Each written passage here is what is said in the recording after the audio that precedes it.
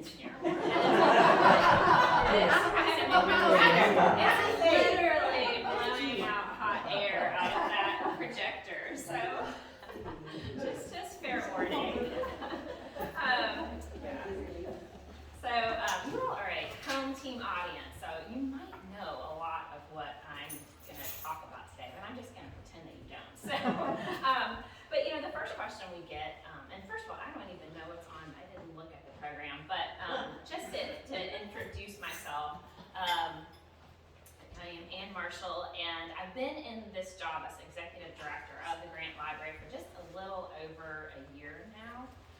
But I've been in the history department. I'm a historian of the 19th century, focusing on the Civil War era. And I've been in the MSU history department for almost 17 years now. So I'm new to the library world, but I'm old to Starkville. I mean, not old.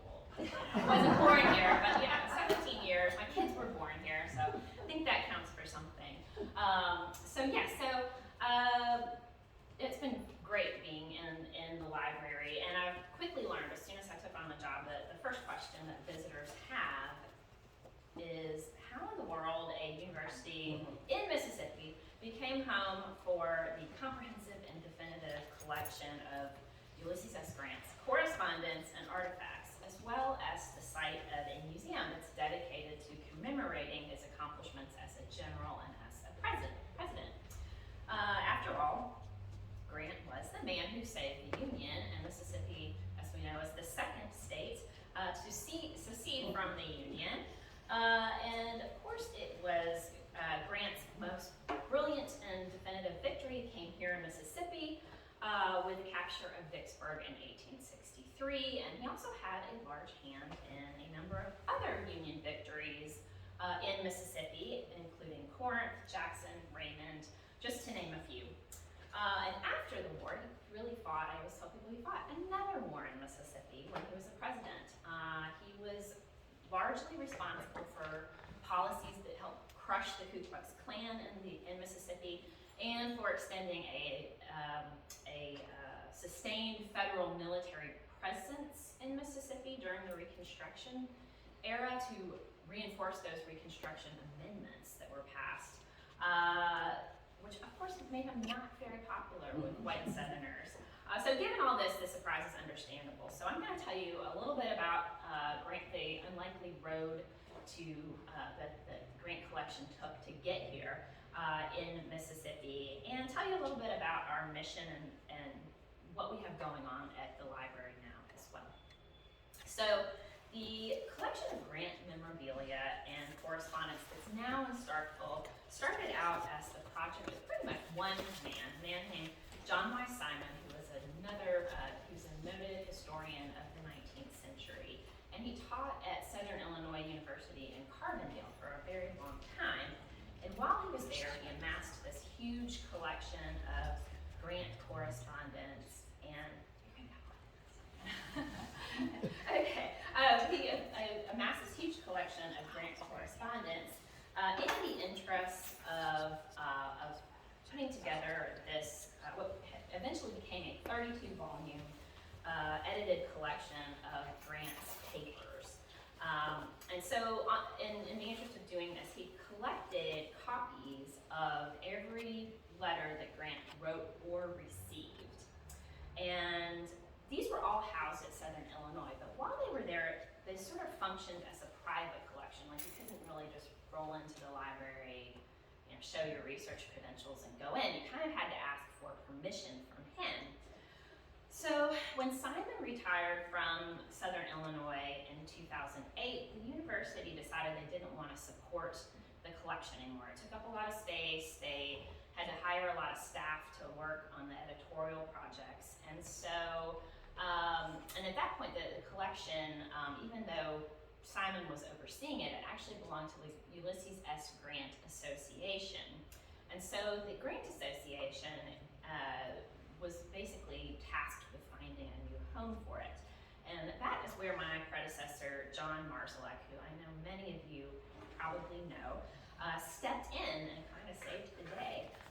So at that time, Dr. Marszalek was a retired history professor from MSU. I think he was on his second retirement at that point. He can't stop learning.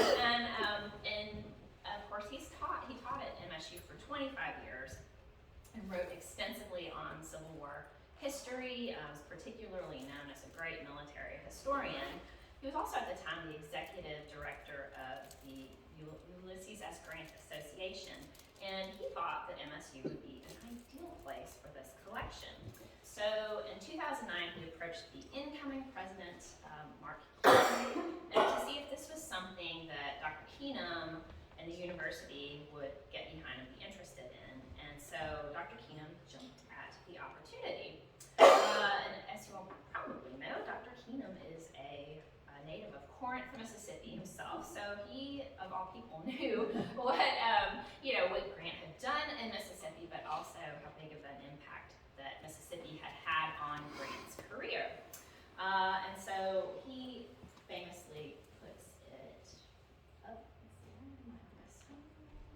there we go. Dr. Keenum said, there was not another state in the nation that had more to do with propelling Grant's career than the state of Mississippi.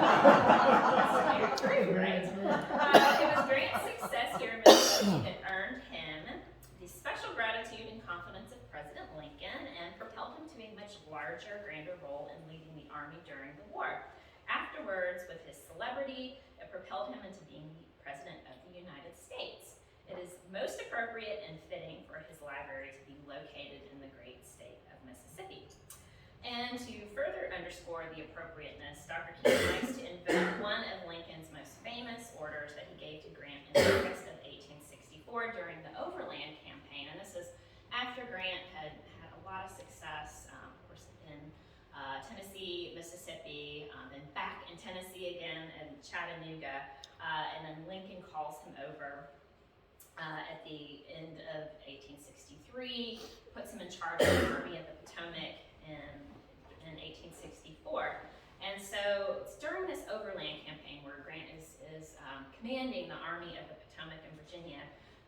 And by the spring of that year, things were not going well. The Union had laid siege to Petersburg, and Grant was unable to do what he liked to do best, which is just push forward, plow forward, not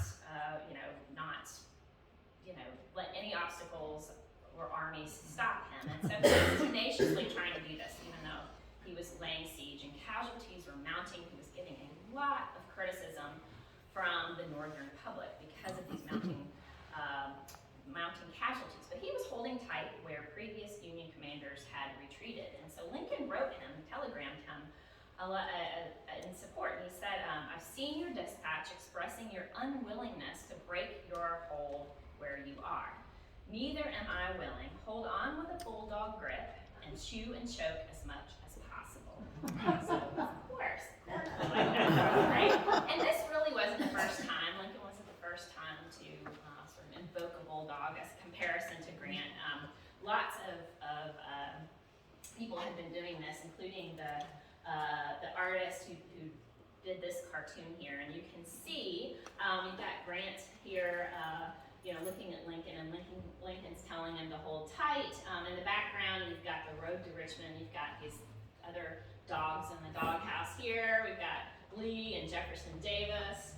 And next to Lincoln is George McClellan, who was fired from his job commanding the Army of the Potomac because he wasn't. He was a skilled military man, but he was also pretty fearful, irrationally. So most historians say, and would not do what Grant was doing, which was pushing forward. And so you've got McClellan trying to tell Lincoln, I don't know about this, and Lincoln's telling Grant to go on and move on. So the Grant collection moved to Mississippi State in 2009, where it was housed on the first floor of the library, and it had a very small space. I like this picture because you can see it's located right next to technical services, which, no offense to technical services, they're a huge help to the library, but it's not exactly prime real estate, right? But since then, the commitment to Grant and his collection had just increased. In 2012, we were designated the actual grant presidential library. We did not have that designation until then. And so far as I can tell, if you're holding a collection of a president that was in office prior to Herbert Hoover, and after that, the National Archives and Records Administration oversees those libraries. But before then, I think all you have to do is say, we're the presidential library. There wasn't a lot of paperwork or anything we had to do. But when we became a presidential library, that made us one of only 6 universities in the country to host a presidential library on their campus. And shortly after that, the university began the process of building a huge, $10 million facility that was added to the 4th floor. Some of you all may have remembered that. I just put it right on top.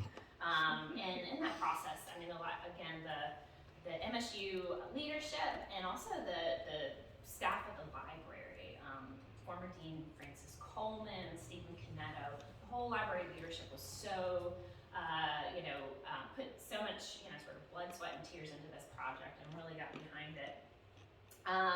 And so we have this now 21,000 square foot facility on top of the library that is the largest single collection of grant papers and items in the world.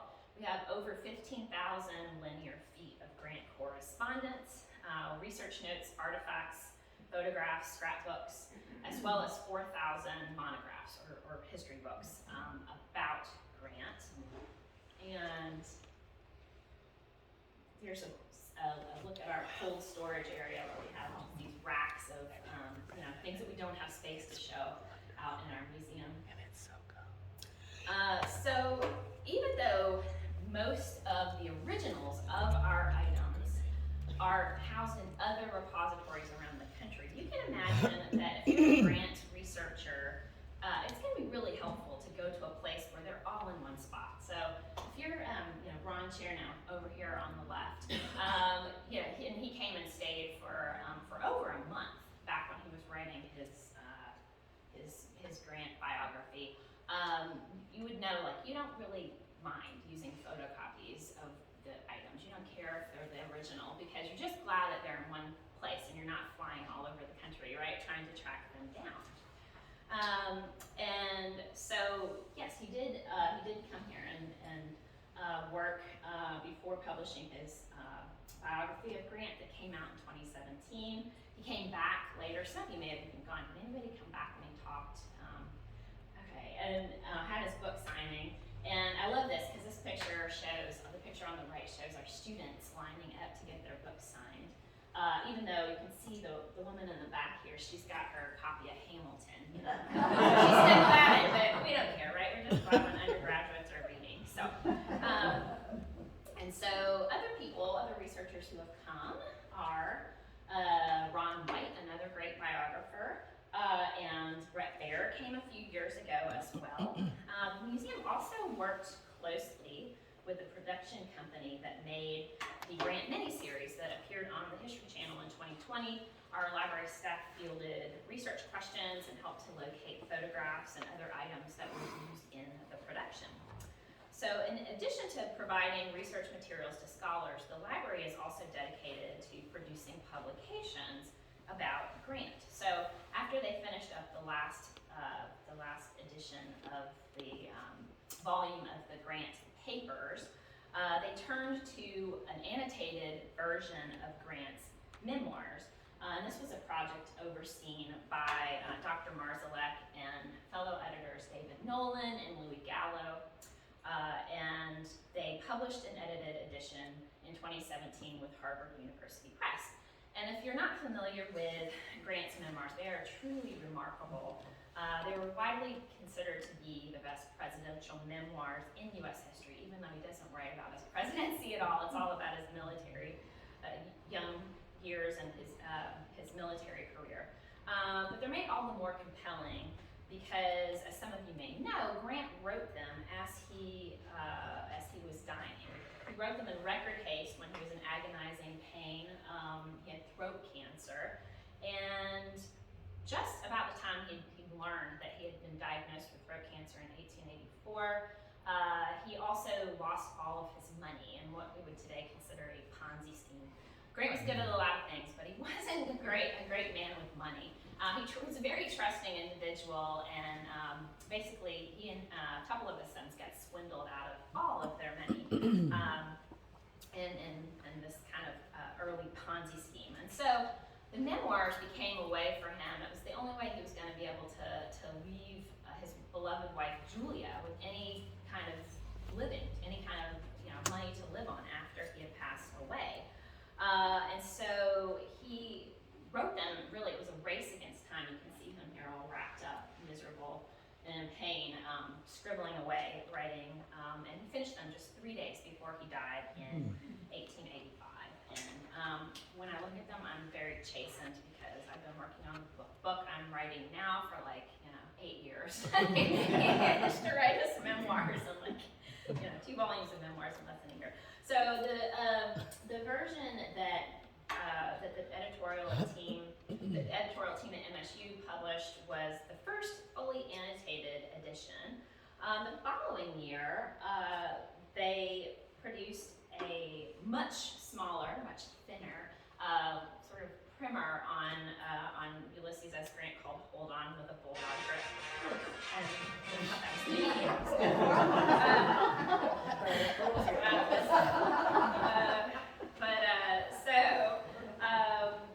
And and despite the fact that I mentioned that many of our holdings are photocopies, we do have a lot of really cool original material, and we are still collecting that material. So recently, we were given a donation by Turner Wingo, who many of you know is one of MSU's most generous donors, and he just gave us some money and he said, buy something cool with it. That's all he said.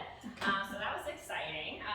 And we really appreciate that because we don't have an acquisitions budget. We don't have any money to just, that we get on a yearly basis to buy things. It's only through donations. So recently we purchased this letter, which was really special. It's a letter from Grant to his second son, Buck, as Buck is going off to Harvard University. And I love it as a college professor because he's giving Buck advice on how to be a good college student. And you can see he says, first, I want you to have the respect of all with whom you come in contact, professors and students. To gain this, never deceive nor act an artificial part. Be simply yourself and know your lessons. He said, never resort to any means to make believe you know more than you really do, particularly in the recitation room. I want you to show good standing, but I want it entirely on your merits. At the time, you can see, you probably saw on the last slide that the stationery reads Executive Mansion. It's not just because he's, you're the President of the United States' son, I want you to do it on your own merits. I'm not anxious that you should take first honors, nor fifth, or any special numbers, but I'm anxious that you should thoroughly understand what you go over. So, college professors in the room, right, love this because this is what we want our students to do. We don't want them to be grade grubbers. We want them to actually learn, right? And I love it. I think this is a great distillation of Grant's values as well, right? Because this is what he told his son. This is what matters. So that's exciting. And I'm so glad that Dr. Matt Little from the English department showed up because just last week or the week before, I lose track of time, but Matt is lending us on long-term loan a really cool treasure from his family. It's a sword that belonged to one of his relatives who was an infantryman from Pennsylvania. And we don't have a lot of sidearms. We have a few, but people love to see those things in the museum, and so we're really grateful. And one of the things that was cool, and I might ask you during Q&A to tell us just a little bit, but because he came into the library to show us the sword and talk to us about it, we were actually sort of able, our director of research, Brian Sims, was sort of able to direct him to some resources he could find online to learn more about his ancestor. So I think we're so grateful for the gift, but I think it also shows like the kind of mission, the things that we do in the library as well in terms of serving researchers.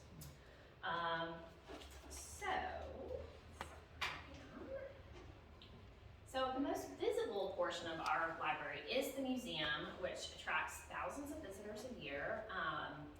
It features state-of-the-art interpretive and interactive exhibits that introduce visitors to Grant's life, his military achievements, his presidency, as well as his later life. And we get visitors from all over the country. I mean, we've had, just in the past few months, had people come in from California, from Maine, from Massachusetts. We also get visitors from outside the country. We had people come in from Greece last summer. And so it's really fun to see where people come from. And we also have a gallery inside the museum that's dedicated to a collection of Lincoln items that was donated to us from a vast collection held by Judge Frank and Mrs. Virginia Williams. Judge Williams, he's a retired Chief Justice of the Supreme Court, and he was a member of the Ulysses S. Grant Association, actually the president, who fell in love with MSU and its commitment to Grant, and so he decided to gift his entire huge collection to MSU. So we're really excited to have that as well. So I've only been, as I mentioned, at the helm of this organization for a little over a year, but it was a really exciting time in 2022 to come into this job because we were celebrating the 200th anniversary of Grant's birth. He was born April 27th, 1822. So in March of last year, we hosted a big day of events and speakers and a celebratory dinner. Last year I got to travel to New York City to a ceremony at the Grant Monument, popularly known as Grant's Tomb, and attend a dinner that featured Grant experts Ron White and General David Petraeus. And it was really exciting that this bicentennial fell amid and general uptick in appreciation for Grant and his accomplishments. In his own time, as you know, Grant was really, when he died, he was the most famous person in the United States, and his funeral cortege was 7 miles long. Yeah, we have a great interactive exhibit in the museum where you can look through pictures. It was a huge photo album of all the procession that has been digitized, and you can flip through, and we've got people labeled, and it's great. So he was appreciated by many, but in his lifetime he was also severely criticized. People called him a drunk. They criticized his military acumen. They said that his success in battles was only due to the fact that he had many more troops to throw at the Confederacy than Lee had to throw at him, and that he threw those troops at the Confederacy indiscriminately, heedlessly, and he was called a butcher for this.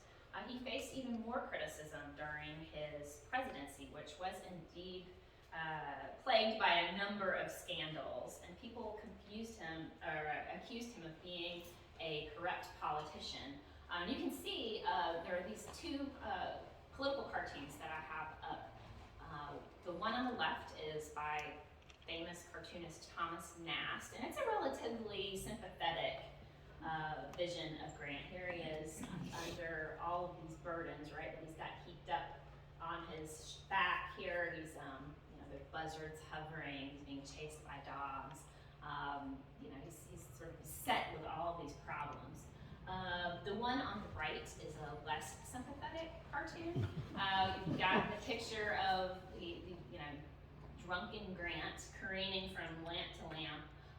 And there was talk during his second term that he might seek a third term. This was, of course, before there were presidential term limits. And so, it's a much less sympathetic picture of him. But historians in the last 2 decades have really rescued Grant from these kinds of allegations. They've shown that he was not simply lucky, that he was really a brilliant military strategist and tactician. And they've emphasized that unlike many Union generals who preceded them, including McClellan, who we saw earlier, that he really had the courage and resolve to keep going, to hold on with that bulldog grip, as Presidents Lincoln and Keenum like to say. And these historians have also shown that while Grant did have some serious shortcomings as president, that he wasn't personally corrupt. If anything, he was a poor judge of character. He was too trusting of the people around him. More importantly, they have come to see his presidency in a more positive light as they've recognized Grant's commitment to enforcing the implementation of civil rights in the South, even when it was unpopular, not just amongst Southern whites, but amongst Northern voters as well. So Grant's resolve in this was in no small part the reason that Reconstruction lasted even as long as it did, and it was even briefly successful. So thanks to the scholarship and to the biographies that have appeared in the last decade, the general public are also coming around to a new appreciation of Grant, and we're really happy to be part of this. And there's been a couple of really recent indicators of this new goodwill towards him in the last year. Grant's birth state of Ohio just proclaimed that April 27th will be celebrated as Ulysses S. Grant Day henceforth. And also at the end of 2022, Grant received a posthumous promotion to the U.S. Army's highest rank, which is the General of Armies plural, not Army, of the United States. So he's only the third person to achieve this rank. John Pershing and George Washington were the first two. And the authorization to promote Grant was introduced by U.S. Senators Sherrod Brown, who's a Democrat from Ohio, as well as Senator Roy Blunt from Missouri, and also Congresswoman Ann Wagner of Missouri is also a Republican. And so in order to get this to happen, many lawmakers in both parties had to come together and work to get this included in the 2023 Defense Appropriation Bill. And so I think it says a lot in this day and age where Republicans and Democrats really can't agree on anything except for maybe China and TikTok. I think Grant is the third thing, that they can agree on, right? And I think that says a lot. Another reason that 2022 was exciting for us is that we received a federal appropriation to build a brand new freestanding library that's going to be located on the corner of Russell Street and Highway 12 in that empty lot, just to the left of the mill, if you're staring at the mill. And so we're so excited about that because, as you know, it's really hard to park on the MSU campus, and it really is negatively affecting our numbers, our visiting numbers. And so we're excited. We're so excited about this. We have selected an architect already. I'm not at liberty to discuss the details because it has to come from on high. MSU will announce these things when they are ready to. But we have, I'm really excited. It's the caliber of architects that applied for this project because they're so excited about it. And the exhibits people. So what we're hoping to do is build a immersive museum experience. So if any of y'all have been to the Civil Rights Museum, either in Memphis or the one in Jackson, or the World War II Museum in New Orleans, it's that kind of immersive. We want people to feel like they're walking through the Civil War, not just looking at the Civil War from behind, through some glass cases. And so I think we're really going to be able to do that in this new building. And I'm not sure when construction is going to get underway, but from what I understand, I think once the money changes hands, and I should say we got this federal money through an appropriation from that Senator Cindy Hyde-Smith secured for us, and I think once they turn that money over to MSU only has 3 years to spend it, from what I understand. So I think things will get going, but when that's going to start, I don't know. But in the meantime, I hope you will come visit us, even though we're hard to get to. I can tell you there's a good parking hack here in a minute. But we are on the 4th floor of Mitchell Memorial Library, open from 8 to 5 p.m. Monday through Friday. Saturdays during the MSU school year. So we're not open on Saturdays again until the beginning of September. rely on our student workers to staff the Saturdays. So hopefully that's going to change too when we get to the new library. So we hope you'll come visit us before then. And if you want to know where to park, the best place is that parking lot that is by the Steak and Shake and the post office there on campus. It's a metered lot, and you can put in. You don't have to go through any gates to get there, and it's fairly close to to the back door of the library. So Do you have to Javify or any of those stuff? Or I don't think you have to have a parking app for that. I think it's just metered. actually money? Yes, I think it's actually money, but you know what? I'm gonna go check on Use your that. credit card too. Yeah, I think yes, you can use your credit card. Thank you, sir. Yeah, I know, because that's hard. Like, not a lot of us carry around quarters anymore, right? So, well, that's all I have. So, does anyone have questions or comments? Yes. This might be a dumb question. Will the Lincoln move as well? That's a really good question. We're hoping so. We don't know on all the details because the money is coming from, this federal appropriation, and the agency that is dispersing it is the National Archives and Records Administration, who does oversee a lot of presidential libraries. They have a lot of rules about what you can and can't do at these presidential libraries. We're not sure which of those apply to us and which don't, because we're not fully a NARA library. But so we're just trying to figure all of that out. But we're certainly hopeful that it will, because it's a great collection, and of course, if you're interested in Grant, you must be interested in Lincoln, right? So we'd like to have that over there. So Can you go back to the slide of the letter yes. that he wrote to his son? Oopsie. Let's see. Fix this for a second.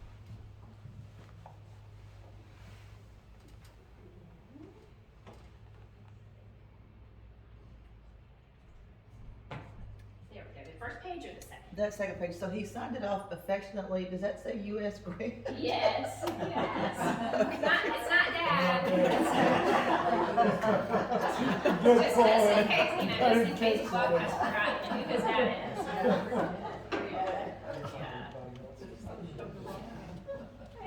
But he actually really was a doting father.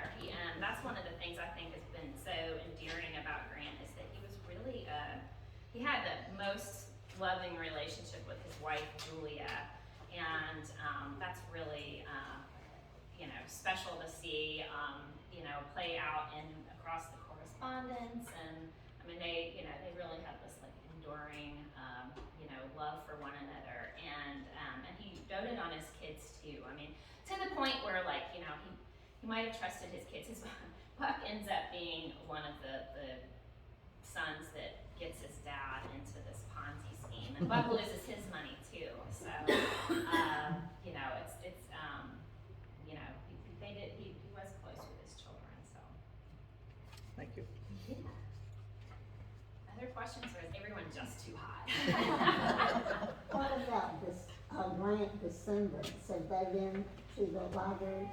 Oh, that's a great question. Yes, so we have had, a few, so Grant had 4 kids, and so there are a fair number of Grant descendants out there, and a number of them are very involved in the U.S. Grant Association, and they have come to the library. But it's funny, because we're always seeing new ones kind of, I don't want to say come out of the woodwork, but ones that have kind of laid low for a while. So we just had our annual USGA meeting in Washington, D.C. a few weeks ago, and one of Buck's descendants, who I think lives in Idaho now, but Buck ended up in California for a time, and so a lot of that side of the family is out in the West Coast.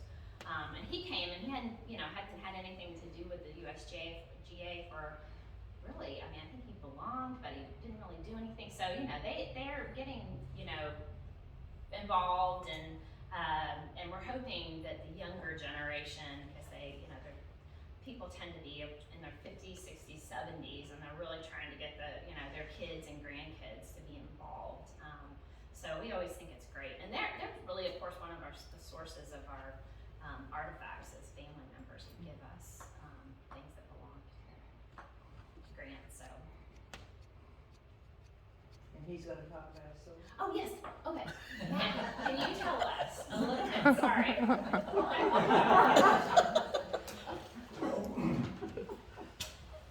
Let's see, the guy who owned it, 97% sure now, his name is Samuel Martin. Not a direct ancestor, but some sort of a cousin or a uncle, something like that. My great-great-grandfather Samuel Whittle came over from Ireland in 1807.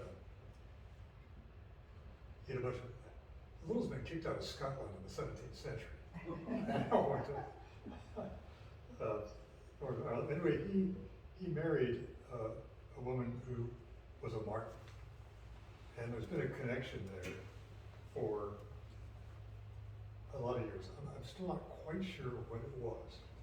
But anyway, he helped organize the 103rd Regiment of Pennsylvania Infantry in Butler County, Pennsylvania, which is close to Pittsburgh. Not sure why he did it. He was a farmer, and he was 40 years old. But he was a significant figure in organizing this group. And you can tell me about this. He was not a military man, but he was captain. Would they have elected their captain at that time? Yeah, a lot of local regiments would just elect, that was like sort of the elected officer, that the men would. Yeah, well, so anyway, he was captain, and the sword itself was not a standard issue sword. It was actually a very special thing made in Prussia, before there was a Germany. And, they made a number of swords for Union officers. There was a little city there called the City of Blades, whose history of making sharp things went back into the Middle Ages. So that's where it came from. Their unit then was sent east, eventually to be part of the Army of the Potomac.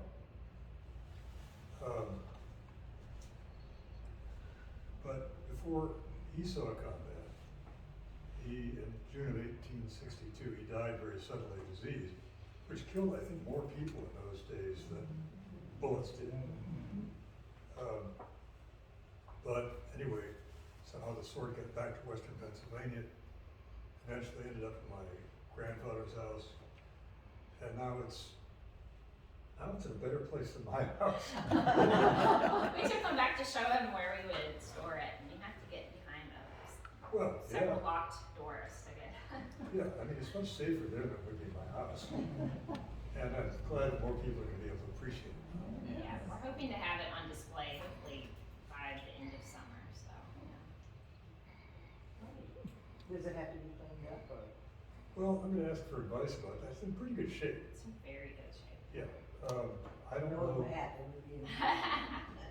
No, it's, yeah, it's got some, it's a beautiful thing. It's got etching, on the etchings on the. Yeah, there's this, on the blade and on the scabbard Yeah. and And the ones on the blade, it was definitely made for the Union Army though. It's got a screaming eagle on it, it's got. Eagler with Zero on bassoon it, yeah. So, yeah, I'm just gonna ask the curator there what he would recommend. So we'll see. I think it's in good shape, I don't think it needs, but, yeah. Any other questions, comments? Tell us what you are working on. You mentioned eight years. I know. Yes, so I'm working on a biography of a anti-slavery reformer from Kentucky, white man named Cassius Marcellus Clay. So not the boxer, but he was the name. I'd sell a lot more books if he were the boxer. But he's the namesake of the boxer because a lot of people, especially African Americans, name their children after him. And so yeah, so I'm sort of looking at his very colorful character. Like he had to defend himself with his Bowie knife when he was, speaking out against slavery in Kentucky, and kind of this pugilistic, like the second Muhammad Ali or the second Cassius Clay.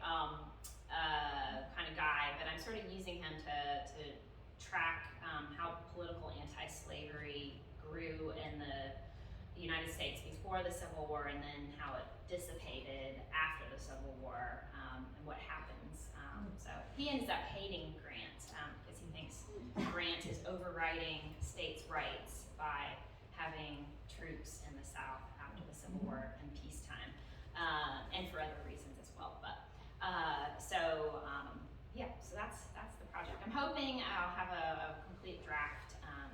Hopefully by the time school starts, by the time classes start in August. But yes, I have 2 kids that suck up all my time, so and a job, and so it's been slower going than I'd like. So I know at one time, and probably some people in this room, volunteered at the Grant front desk. Yes. And COVID sort of, for me, put an end to it. I haven't started back. Are you still interested? Oh, we would love volunteers, especially in the summer months, because we do get a lot of students who are interested in volunteering for, because they need volunteer hours during the school year, but they all, disappear during the summer months. And we do have dedicated volunteer parking spots. So we are right behind, so we are right behind the health center, and we give you a pass, and you're in the spot, and then they don't give you a ticket. So Unless one of those students parks in it. that's right, that's true, but then we can Then you try and call deal with that. parking. Yeah, exactly. The old yes, lady yes. is. But we would love it if you were, and you really just sit up front and greet people who come into the museum. So it's kind of fun to see where people are coming from and why they're there. And so we would love it if any of you all are looking for, and it's free air conditioning. It's very cold and not It is. cold. But yes, if you're interested, please, please let me know. I can give anyone my email address, or you can just email the Grant Library and say I'm interested, and we'll, we would love to have you. Do you still have our name tag so you can throw them away? Oh, that's a good question. Well, I don't know, but Hasn't been there since but COVID. it's an archive, so we try not to throw anything away. So I bet we still have it. And if we don't, we'll make you a new one. So. It really is fun. Oh, that's great. Well, yes, we would love, really would love, because we, we really don't have a lot of people. We have, the woman we have working in the front now is just delightful. Her name is Hannah Krapek, and she is just, I don't know, she's like probably in her late 20s, but she's just like sunshine personified, but not in an annoying way, right? So she's like great to work with. So that would be the other, draw, is getting to sit next to Hannah for a couple of hours. So, yeah. Any questions? Thank you. Well, thank you all.